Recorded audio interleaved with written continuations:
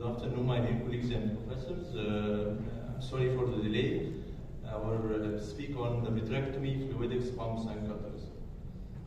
Beginning the birth of vitreous surgery started in 1968 by David Kastner performing open sky sponge vitrectomy to treat vitreous loss in cataract surgery.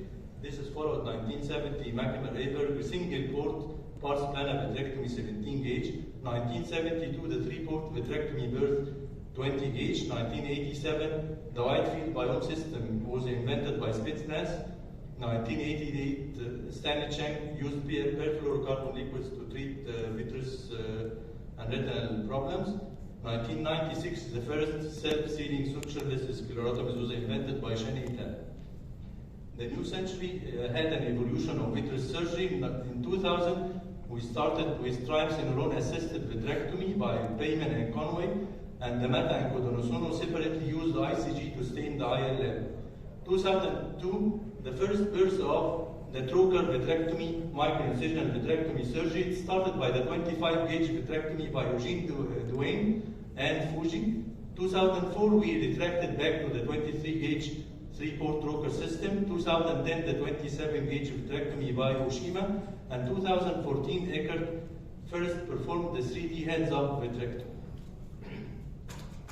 Modern vitrectomy surgery. What do we have in modern vitrectomy surgery? We have a high-speed small port cutters, better fluidics, transconjunctival sutureless with trocar cannulas. We can perform by manual surgery. We have better visualization and better instrumentation.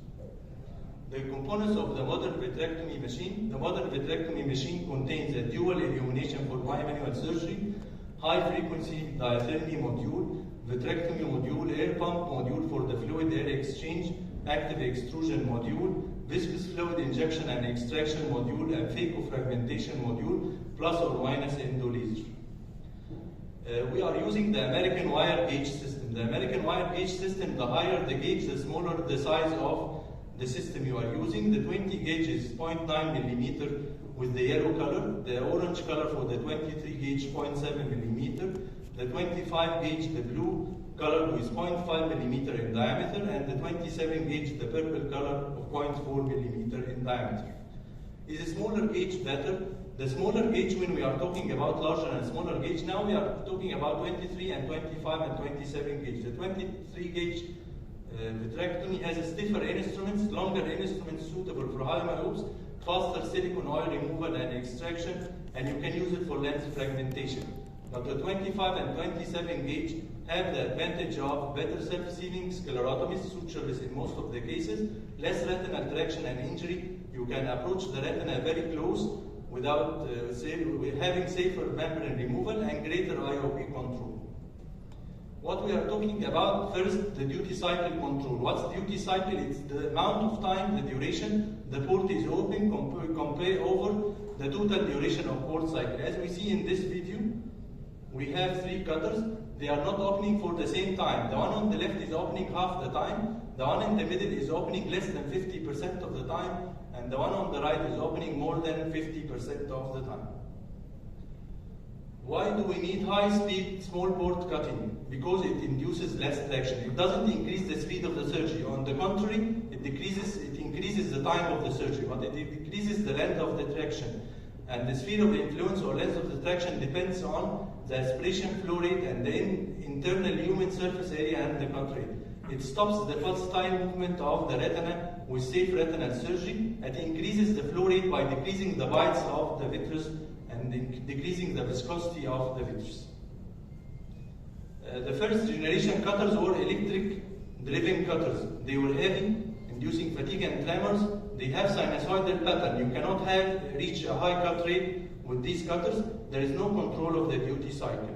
The second generation cutters are the pneumatic cutter. You pump air to close the cutter and the spring retracts the cutter back open. It's lightweighted, but there is no duty cycle control. The higher the cut rate, the lower the duty cycle, the lower the time the port of the cutter is open. The third generation cutter is all pneumatic cutter. Air pumps the cutter to close and air pumps the cutter to retract. By having a reciprocating air pulse mechanism to open and close the port, it allowed higher cut rates up to 10,000 cuts per minute, and more importantly, it allowed the duty cycle control. to have less than 50% port open or more than 50% port open.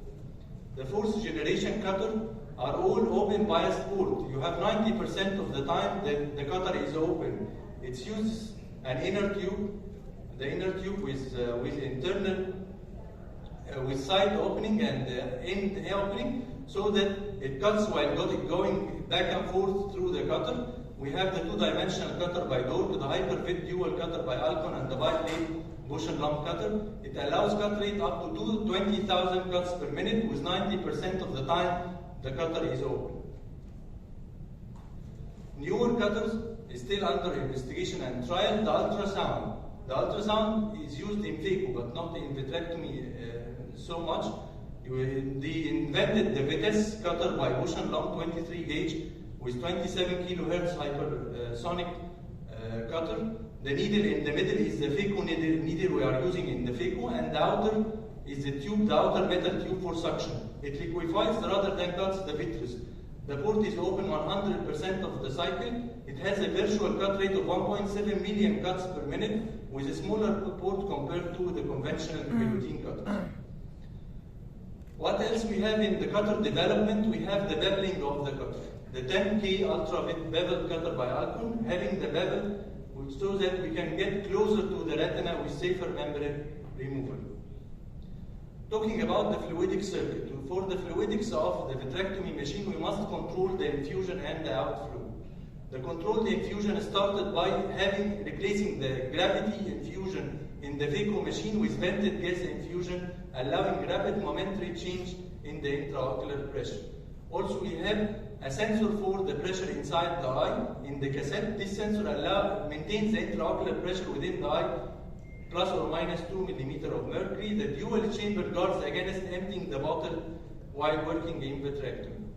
Also, the three-way stopcock in the old vitrectomy was replaced by auto infusion valve, allowing automatic fluid air exchange without having to change the three-way stopcock.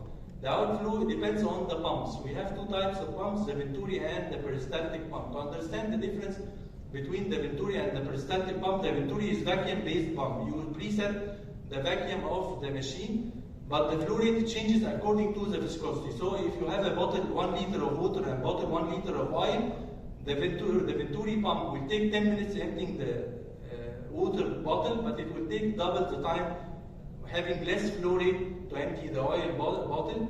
Compared to peristaltic flow-based pump, you set the flow of the machine to standard, and the machine will take the same time to empty the fluid, whether it is oil or water, but it will change the vacuum to a higher levels for the higher viscosity fluids. The older peristaltic pumps were not preferred because they have pulsatile flow effect on the retina. Outflow also is controlled by the diameter, the gauge size you are using. The smaller the gauge, the lower the flow, up to the force power of radius according to Hagen-Boissy law. The cut rate, the higher the cut rate, the higher the duty cycle, the longer the time the port to open, and the larger the port to open, the higher the flow. This is called the port-based flow limiting factor by Steve Charles. We have three modes in the vitrectomy machine: the proportional and the momentary and the dynamic. The proportional, you have a high fixed cut rate with linear vacuum. The more you press the pedal, the more the vacuum increases. The momentary vitrectomy, you control the vacuum linearly by the pedal, and to the side you do a kick. To the side you do a kick to have a low cut rate. It's suitable for iridectomy and lens fragment removal. The dynamic, you have a linear control of the cut rate and the linear control of the vacuum by the foot switch, so that you can use a low cut rate and low and high vacuum to remove the core of the vitreous, and you can use high cut rate and low vacuum to do the shape vitrectomy. Thank you.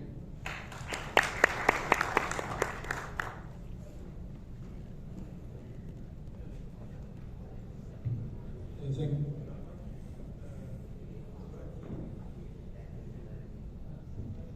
دلوقتي عندنا اوبشنز كتير، عندنا 23 25 27. تفتكر commonly we use which one of them؟ وهل ال 25 مثلا يبقى ليه indication special situation of surgery؟ هو ال 25 27 طبعا use is very limited عشان fragility and weakness of the instrument. The 25 is used abroad broadly, but not in Egypt because of the availability. 23 gauge had the advantage of the stiffer instruments and the longer instruments. When they invented the 25 gauge, they couldn't reach a long instrument size because of the instrument can bend. So that in the arm with high axial length, you cannot use the 25 gauge. Considering which cases you can use the 25 gauge, أعتقد لو احنا هنعمل membrane dissection by the cutter ممكن نستخدم the smaller port علشان يبقى safer على الريتنا ما يعملش heterogenic tears vigorously. برضه في حالات البيدياتريك cases, the ROP cases, which was the first cases to use the 25 gauge. ففي البيدياتريك وفي الدايابيتكس لو انت محتاج ما تستعملش يعني ما تستعملش سيزرز كتير او تبقى all cutter dependent surgery ممكن نستخدم ال 25 gauge. فعلا ال 25 gauge you can use it like a spatula and the cutter and instead of using a scissor ان هو صغير بينسميت between the membranes and you can dissect very well. الحاجه الثانيه ان دلوقتي احنا بقينا في الايرا بتاعت increasing the cut rates. كنا اول حاجه 600 2500 5000 بعد كده 11000 بعد كده 16000. Do we need all these cut rates؟ يعني هل انتوا كده من خبرتكم لو انت عندك ماشين 16000 هل انت وانت بتشتغل بتبقى محتاج ال 16000 ده؟ طيب كل واحد يقول. انا شخصيا استخدمت اللي هو 10K اهو. هي مش بس الكات ريت هي اللي عاليه، الديزاين بتاع البروب نفسه، الانجل اوف اتاك نفسه مختلف، فبيدي مور سيفتي. يعني لو بصينا للصوره اللي كان جابها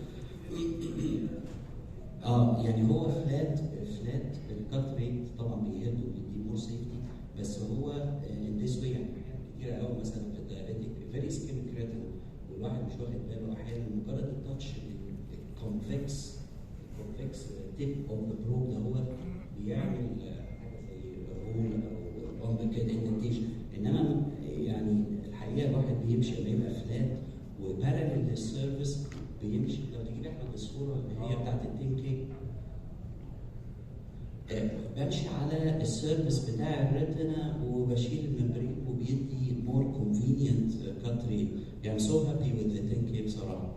ده regarding the design بتاع البروب I'm talking about the cut rate itself. Do you need this high rate؟ يعني the shaping to the maximum do you need how many؟ 7 قصدي 16 و 17. يعني في بعض الماشينز اللي انا جربتها ان لما بتوصل للكات ريت العالي جدا جدا اولا البروب ده نفسه ممتاز. الحاجه الثانيه الافشنسي بتاعته قل جدا في ان هو يدو ذا جوب لايك 5000 ما اعرفش انتوا والوقت انا غالبا بقول بالظبط. فاحنا قصه ان احنا الشركات اللي هي بتتبرع ان انت منزل لك ماشين ب 16000 I think ان اليوزنج ديسك هاي ريت مش اللي هو الحاجه المهمه بالنسبه لي. الفلويدكس بتاعت الجهاز لكن الديزاين بتاعت البروب ده ممكن يهم. هو كمان في حاله بس يعني كل واحد قبل ما يشتغل يا ريت يبقى عارف الماشين اللي بيشتغل بيها كل الفانكشنز في حاجات احنا اصلا ما بنستخدمهاش وليها بعد كده فيري يوسفول. يعني مثلا قال كام واحد ما اعرفش بيستعمل مثلا كنترول ريفلكس مثلا لو احمد امبارح مثلا كان بيقول لنا كانون ايه كان فلويد قصدي. فده كان يوز ات وذ الفلكس كنترول تبقى مور سيفر لو احنا هنستعمل الحاجات دي مانيوال. فبالتالي يعني كل واحد بس يبدا يعني يبص على الماشين ايه الحاجات اللي ممكن زياده اللي احنا من غير الروتين بتاعنا هنلاقي في حاجات احنا مش بنستخدمها خالص. هو الماشينز دلوقتي بقت فيها اوبشنز فعلا ممكن تساعدك. من ضمنها الريفلكس، من ضمنها ان انت تقدر تعمل انجكشن اوف سيليكون واسبيريشن ات ذا سيم تايم.